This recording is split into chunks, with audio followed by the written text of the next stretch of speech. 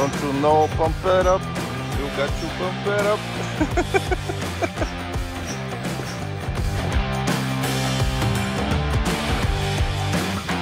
Добре.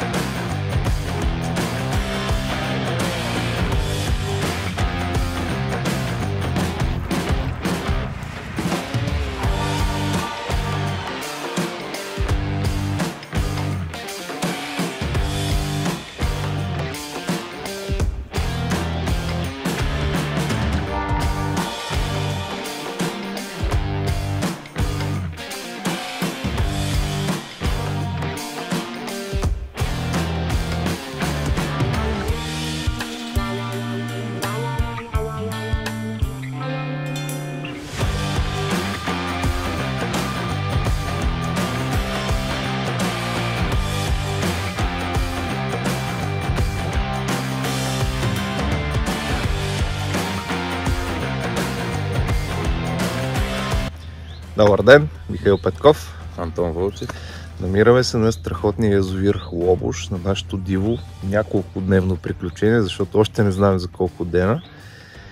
И се включваме директно от втората сутрин, всъщност от първата сутрин на нашият излет тук.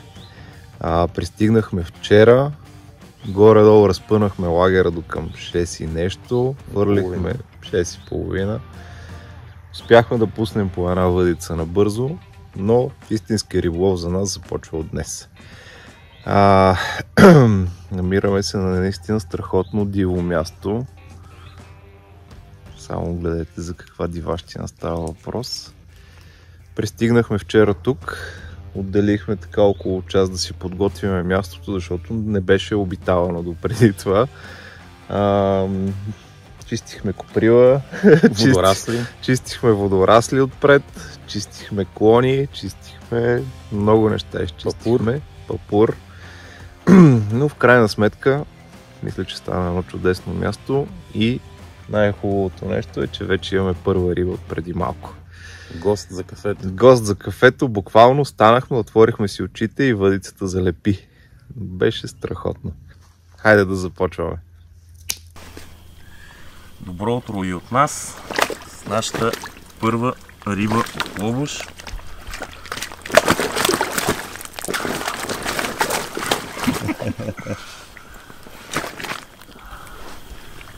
Дойде в 7:30 на най-лявата ми въдица.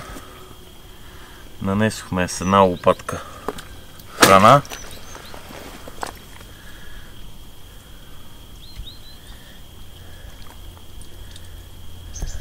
Много борбена. Успяхме да я извадим от брега. Спокойно премина през пояса водорасли. Разсъни ни. И така. Див. За първи път хваната.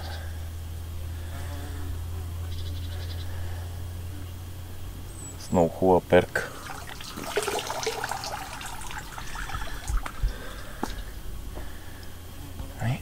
Да го пускаме.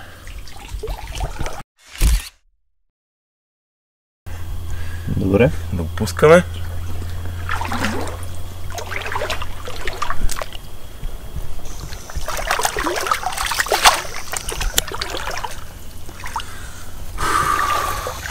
Yes. Ето, че вързах и третата си въдица, която мисля да вкара малко по-наляво от нашия сектор, така че не ни пречи. Това, на което заложих тук, както и при другите въдици, ще ви го разкажа, нали, от началото. Основно влакно, катран, Wild Carp 0,47. Взел съм си в момента резервните макари Daiwa Windcast, които отлежаваха така скрити в шкафа около година, не съм ги ползвал вече тях, но мисля, че точно заспаха за този излет. Както ви казах, навито резервно влакно 0,47. Преминава към горе-долу еднометров лидер, не е шок лидер, снак лидер се нарича, катран Брутал 0,67, защото има много миди и много паднали дървета тук отпред във водата и когато тръгне да се търка влакното през тях, по-дебелото влакно има много по-голям шанс да оцелее и да извадим рибата в крайна сметка. Назад преминаваме към класически инлайн монтаж с Мисля, че е 100 грам калолово. Ето го, подвижен нагоре и с една бърза връзка тук се застопорява. Така, за повода заложих на 25 либровия Катран Enduro, четворка Kuka Lightgape и снежен човек с паста Red Storm, топче Red Storm и едно розово попъпче Forest Fruit, Forest Mania. Все още не съм научил имената на новите серии, попъпите на T-Bites, но това розовото имам супер добри резултати на него вече и на предното състезание, така че продължавам да си залагам на него. Това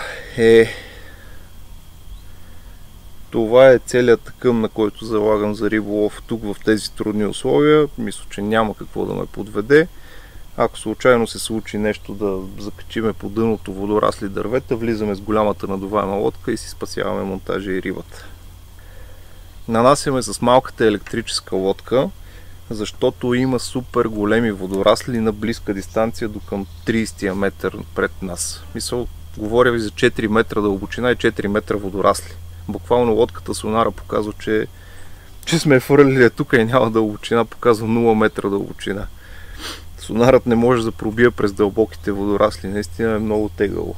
Слагаме това нещо в лодката, слагаме една лопатка от общата захранка, която сме направили, топчета, един пакет бързи, един пакет бавни, малко царевица, малко тигров астък и малко пелети. Умешали сме така, че да бъде разнообразна и да събира всякаква риба, така да го кажем. За момента нямаме някакви плевелни риби, които да ни тормозат. Надявам се да имаме само читави калванета в този излет, така че за това сме се погрижили с по-едри и по-здрави монтажи. Хайде да нанасяме. Ето така си нанасяме нещата. Монтажът с уловото минава отдолу през контейнера на лодката. Слагаме го тук отстрани. Натискам бутона да се затворят контейнерите. Така. И го пускам ето така по дължина. Изпълвам си линията, която е назад. Супер. И монтажът с уловото вече е вътре. Слагаме си храната отгоре и я пускаме да пътува. Тони, може ли асистенция? Идеално. Даже повече, отколкото трябва. Нека да има като за първоначално нанасяне на нова точка.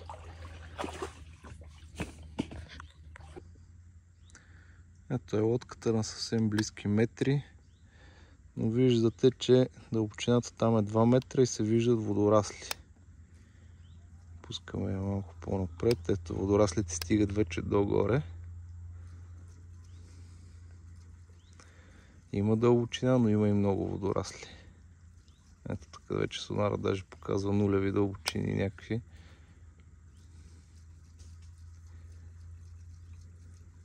Изобщо не може да се оправи заради водораслите, какво да покаже. И тук вече започва малко от малко да става по-дълбоко. Ето 5 метра, ето тук вече е чистата част горе-долу. Даже може би имаме или водорасло, или някаква риба нагоре. Така. Ето нещата се случват тук на 5,50, някъде 5,60. Отваряме. Изсипваме. И си прибираме лодката обратно.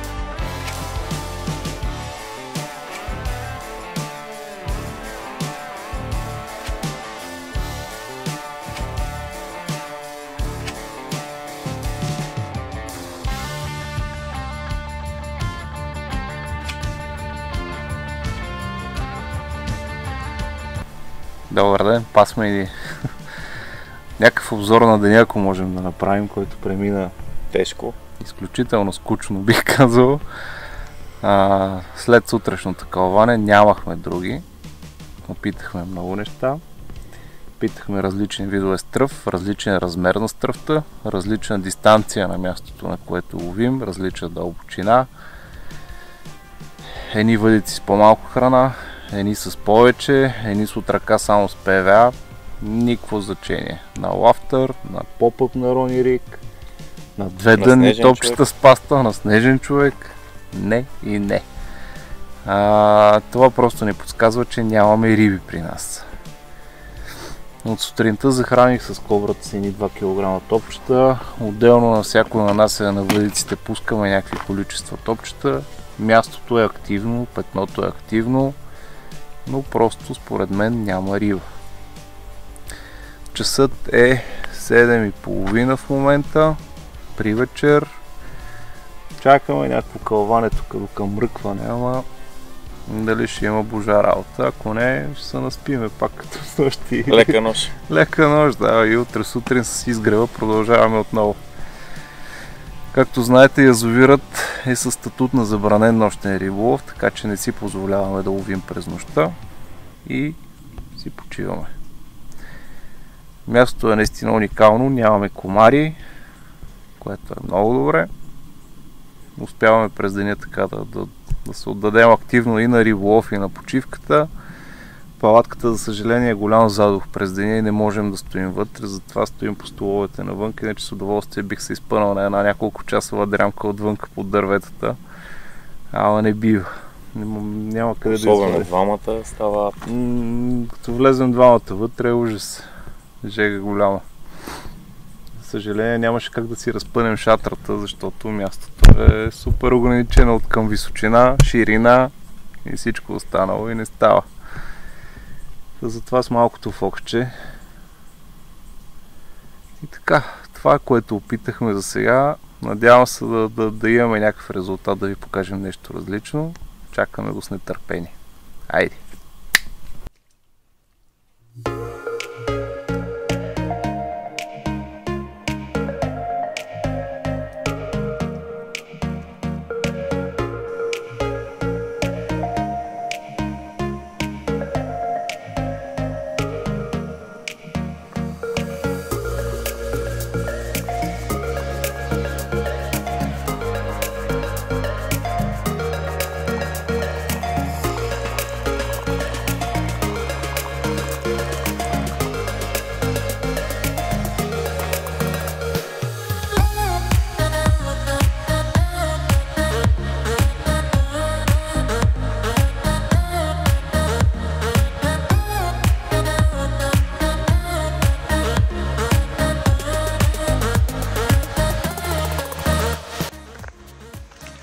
Имаме някакво движение на моите.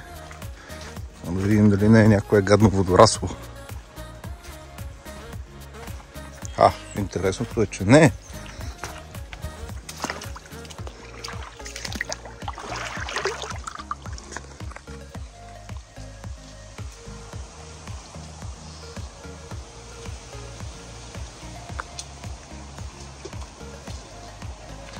Интересното е, че не продължава.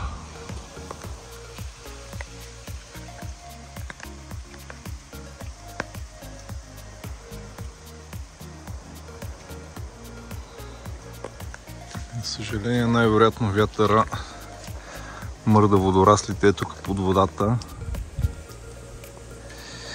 И сигурно те го правят това нещо. Обнадеждих се, че е риба, ама не беше. Язък.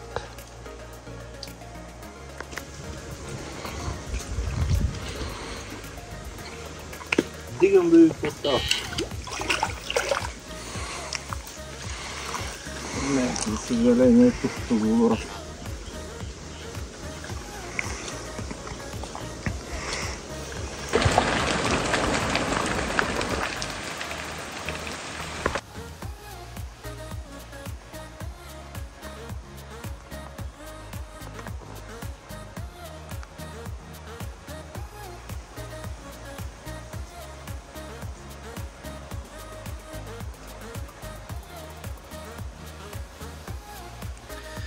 Това, което решихме с бати Тони е, че в последния ни ден тук няма какво толкова да загубим, освен да започнем да хвърляме с въдиците на къса дистанция, да изчистим всичките водорасли и да си направим едно петно ето тук на късо. Буквално на сигурно 15 на метра от брега пред първия пояс водорасли.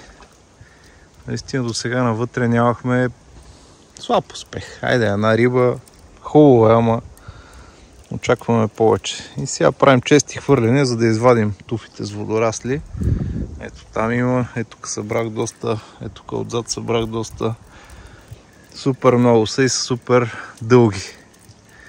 Така че, мисля, че ще станат нещата и ето тук отпред, че имаме петно. Действаме. Тонката щупи рекорда, гледай. Това е към 20 кила. Чакай. Чакай да го покажем на хората, чакай. Този е трофеен. Гледай. И още има нататък. Мале и ужас.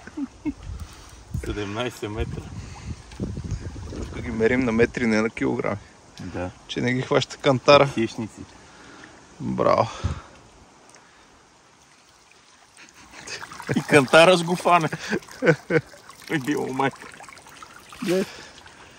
20 кила. Чакай да го махна това, че след малко ще ни се озове на въдиците. Да. Виж какво става. Ни продължава, свърши.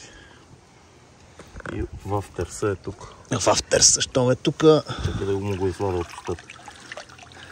Браво, ще се снимаш ли като трофей с него? Служи ми го в люк.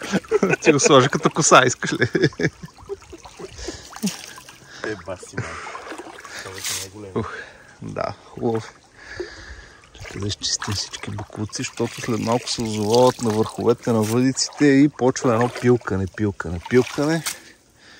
Добре, така. Извадихме ги за вечерно презамятане. Часа е 6 часа. Ако стане нещо, стане. Като не стане, доволни сме пак. Нали, бате Тони? Абсолютно. Така.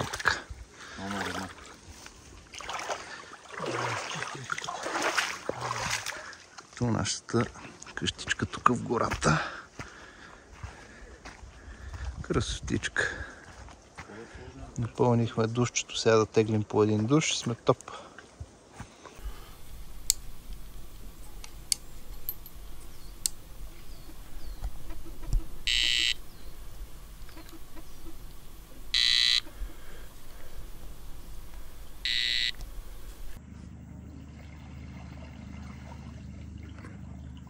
И разбирам да му се не види само цел живот лодка кара. Тираджия на лодки. Тираджия на лодки, да. Добър ден!